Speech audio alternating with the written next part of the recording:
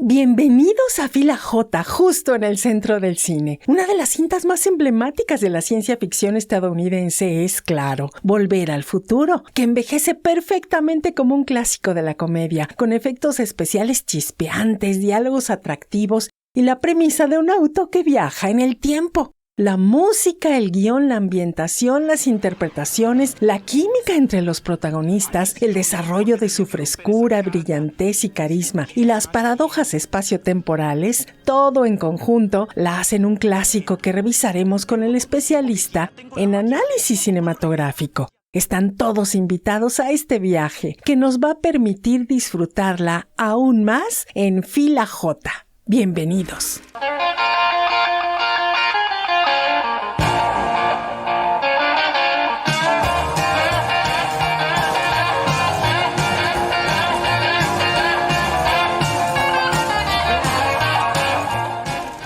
La década de los 80 es importante para alguien como yo porque pasé en esa década de la secundaria a la universidad.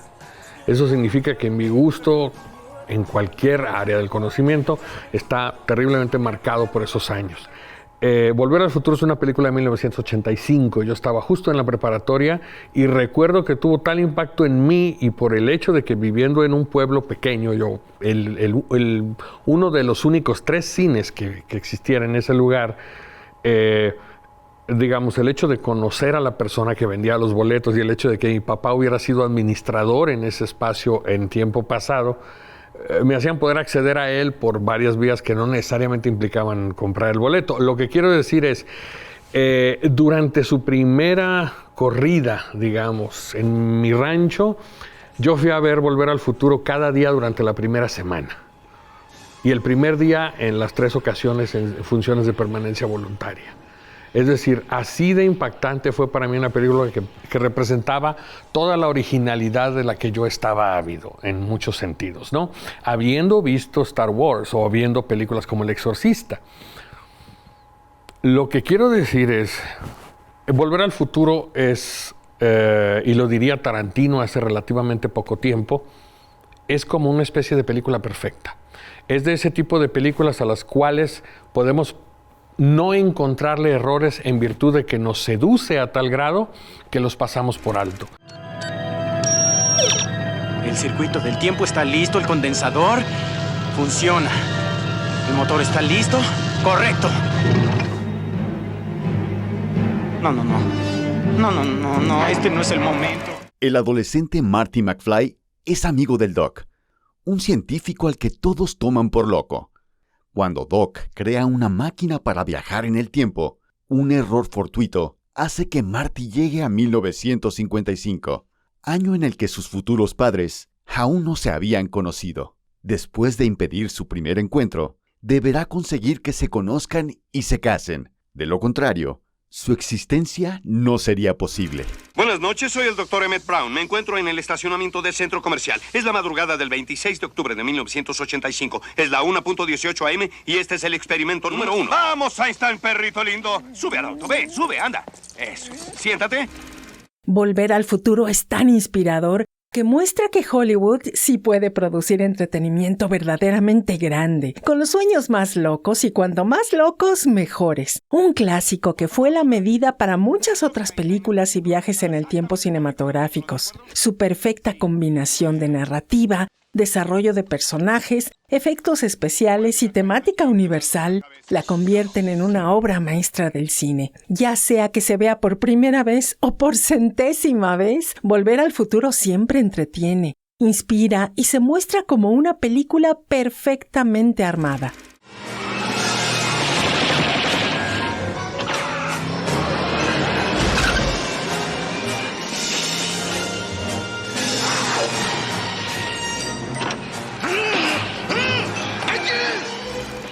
y encontramos en todos sus elementos una concatenación perfecta que hace que una vuelta al futuro de 30 años riesgosa con todas sus aventuras desemboque en una transformación de los hechos que termina siendo positiva. Y aunque sea un cine total y absolutamente norteamericano, el hecho es que no deja de entusiasmarnos y sobre todo estaba a la mano de aquellos creadores que nos habían seducido antes, porque los productores de la película son los mismos que trabajaron con Spielberg, ¿no? El hecho es que ahora trabajaron con Bob Zemeckis, pero eso es otro detalle. El que nos seduzca Volver al Futuro es sobre todo que hayan conseguido, por vía de la casualidad también, porque quienes eran los propuestos inicialmente no pudieron cumplir con el horario. Eric Stoltz tuvo que marcharse de la producción y entra Michael J. Fox como emergente y se vuelve, digamos, un personaje que fue radicalmente importante en los siguientes 5 años en el cine estadounidense. Gracias a esta participación, ya una película que se extendió por todo el mundo y que todavía sigue dando de qué hablar con cualquiera de sus 3 partes. ¡A mí no! ¡Al auto! ¡Al auto!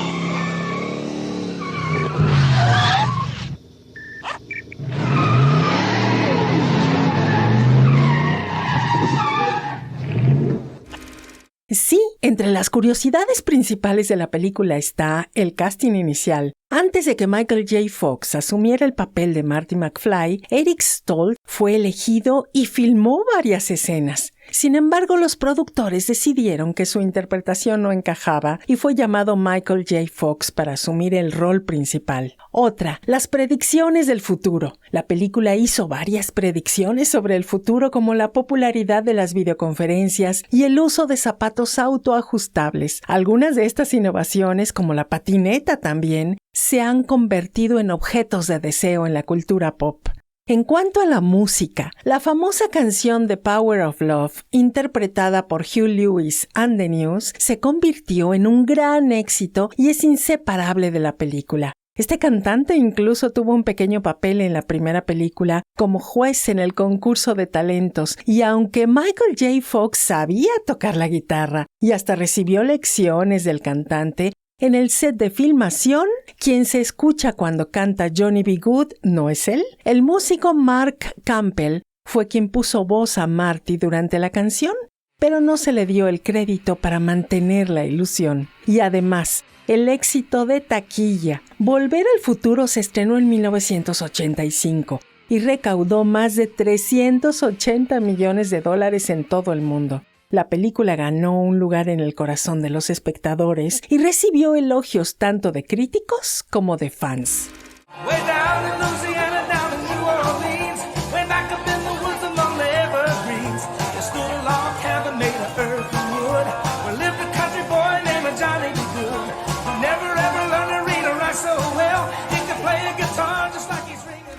Lo que creo yo que instauraba en el público joven como un primer elemento de seducción es esta contrariedad que significa, si pudiéramos entonces viajar en el tiempo, nos sorprendería aquello que nuestros padres nos ocultaron.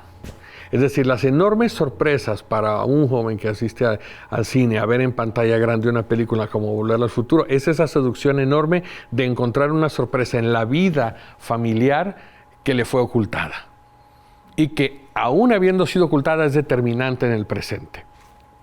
Porque los hechos de la vida cotidiana están marcados por aquella evolución que tuvieron los personajes y aquel trato, aquella forma de desenvolverse, aquello que los determinó cuando eran estudiantes y tuvieron su primer amor, su primer contacto con, no sé, con la agresión, montones de cosas. Es decir, ese detalle es, creo yo, un motivo de seducción muy potente. Porque la base de las historias y el hecho de que las historias se vuelven atractivas, rara vez o creo que casi nunca es la bondad o los buenos sentimientos. Generalmente, después de la venganza vienen otro montón de motivos perturbadores. Y uno de ellos creo que tiene que ver con esa sorpresa perturbadora. Sobre todo en el caso de Marty McFly, el personaje principal, cuando se confronta con su madre, ¿no? Que como él llega a tomar el lugar de su padre en los sucesos del pasado, obviamente ella quiere seducirlo. Y entonces él empieza a descubrir cosas de su mamá que todo el tiempo le fueron ocultadas, ¿no? Y que su propia madre ocultaba. Entonces, eso para empezar es ya de plano. Y creo que el impacto ese familiar es muy potente porque la familia sigue siendo uno de los grandes motivos para inmiscuirnos en las historias, para tratar de descubrir elementos esenciales en aquello que se nos relata, de modo que no podamos abstraernos de ello y no podamos despegarnos de la pantalla. Yo a la fecha no puedo dejar de ver la película si me la topo en un canal, en el que fuera.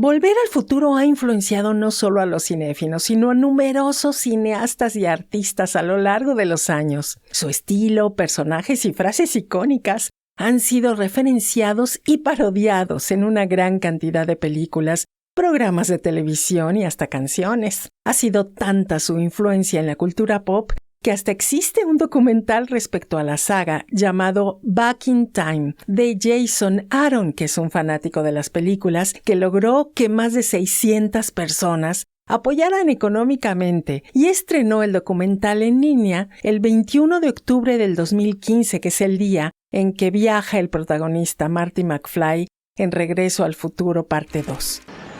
Throw a couple of sleeping bags in the back. Lie out underneath the stars? Stop it. What? Does your mom know about tomorrow night? Ah, get out of town. My mom thinks I'm going camping with the guys. Y ni qué decir del DeLorean, el icónico DeLorean que fue elegido como la máquina del tiempo por su diseño futurista. Sin embargo, el director, Robert Zemeckis, inicialmente consideró usar un refrigerador. Al final, la elección del DeLorean condicionó mucho el éxito de la película.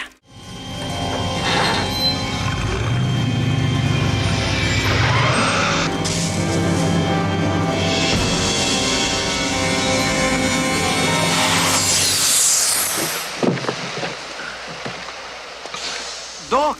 Ese detalle justamente es uno de los mayores aciertos que pudo tener la película, sobre todo porque jamás se explica y no es necesario para la historia que se explique.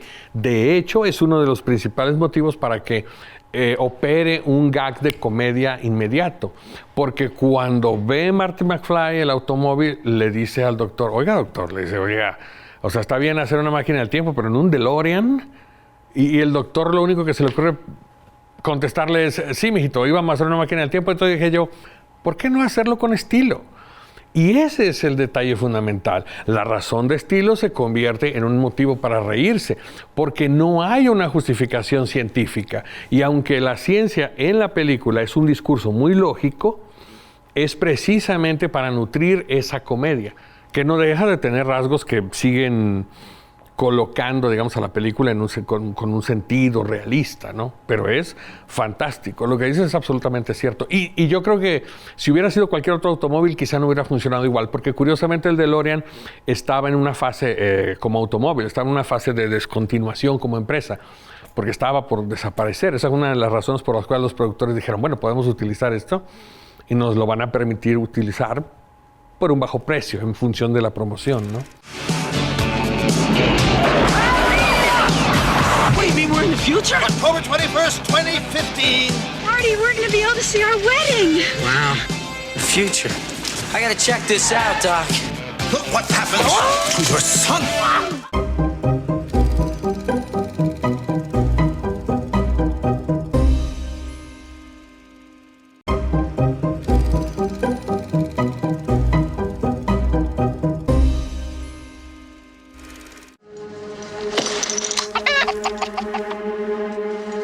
¿Cómo me llamaste, Griff?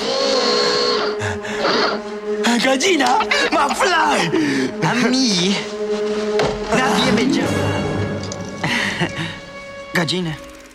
Y volvemos al refrigerador. El filme de Robert Zemeckis tenía una idea muy original, muy diferente, para que Marty y el Doc viajaran. Un refrigerador debía ser el vehículo. Al parecer, Bob Gale y Robert Zemeckis habían trabajado en la producción durante aproximadamente 5 años antes de que la película finalmente se hiciera en 1985. Y su máquina del tiempo estaba pensada como un refrigerador.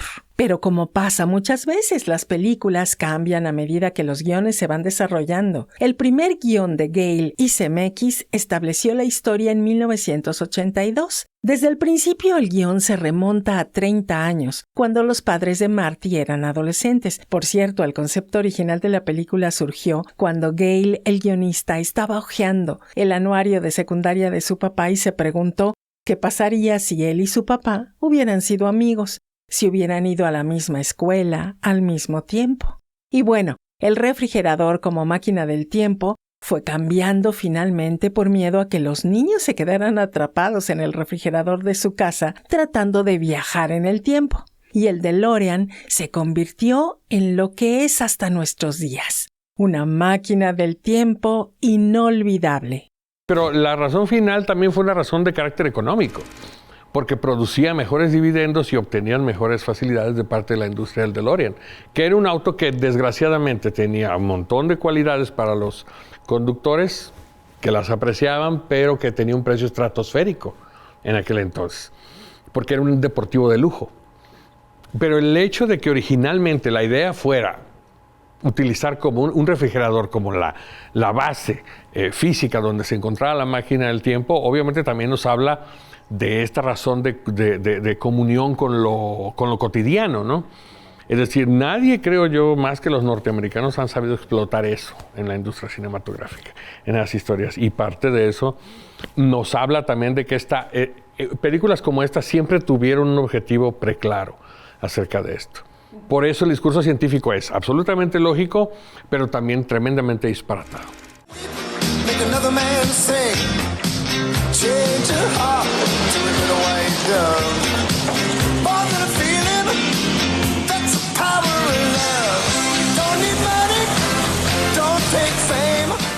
Sí, con un balance entre comedia juvenil, drama y aventura, está la ciencia ficción, el cine fantástico, los viajes en el tiempo, los temas adolescentes que se pueden ver por todos los públicos y en ese sentido es un cine familiar. Volver al futuro no nada más muestra un refinado toque cómico, sino también algo de alegre humanismo de un Frank Capra, por ejemplo, que en sus filmes como Qué bello es vivir de 1946 y en otros de sus filmes trataba temas como la bondad humana, el poder de la comunidad y la importancia de las relaciones personales. En un enfoque similar, Robert Zemeckis muestra personajes que luchan por mejorar sus vidas y las de los demás. Marty McFly, al viajar al pasado, se ve enfrentando decisiones cruciales que no solo afectan su futuro, sino también el bienestar de su familia y sus amigos. El humanismo en la película se manifiesta en el vínculo entre los personajes, la importancia de la familia y el amor como fuerzas que pueden cambiar el destino. Además, el personaje del Doc, al igual que los héroes de Capra, es una figura que a pesar de sus excentricidades tiene una profunda humanidad y busca el bien común, especialmente cuando ayuda a Marty a corregir los errores del pasado para garantizar un futuro mejor. Y así, el mensaje de Volver al Futuro refleja la esperanza, la importancia de las decisiones personales y el impacto que las relaciones humanas pueden tener en el mundo, muy al estilo de las películas de Capra. Volver al Futuro, si algo tiene, es que creo que no es extraño. Es decir, Bob Zemeckis es un director de películas que al menos hasta Volver al Futuro, igual se sigue considerando Volver al Futuro una especie de... es una comedia, pero no es exactamente tan ligera. Pero el hecho de haber continuado con la lógica del discurso de los viajes en el tiempo y sus transformaciones, obligaba, por ejemplo, a dar cierta lógica al discurso científico, como ya lo dije, y en eso tiene mucho que ver un personaje como el Dr. Brown, porque el Dr. Brown se convierte en una figura que, para un tiempo, es un adelantado a su época porque vive en un pueblo pequeño y sin embargo obtuvo una preparación universitaria, que al menos en el dominio de la física lo hace pensar en máquinas adelantadas a su tiempo. Cuando él llega y llega a buscarlo a su casa cuando tiene menos edad, él está creando un lector de ondas cerebrales. algo que parecería ridículo, pero tiene que ver con mucho de la moda científica de los 50 en los Estados Unidos, ¿no? Y el hecho de que con sus movimientos estrafalarios, gestos, risas, una vocación de comparar las cosas siempre con actores de Hollywood y todo esto. Es decir, es un científico que también veía la televisión y que se educaba con los elementos de la cotidianidad de sus pares, hace que el Dr. Brown sea, digamos, un personaje perfecto y que encima también tiene cierta carga política, porque para conseguir el dinero, para financiar su máquina del tiempo, tiene que aceptar la lana de los terroristas. Entonces, es el personaje perfecto, está lleno de contradicciones en sí mismo. Y el hecho de que la tercera parte termine con su, digamos, su recaída en el amor es fantástico. Porque era, digamos, el elemento perdido en este rompecabezas de personaje que faltaba para el público.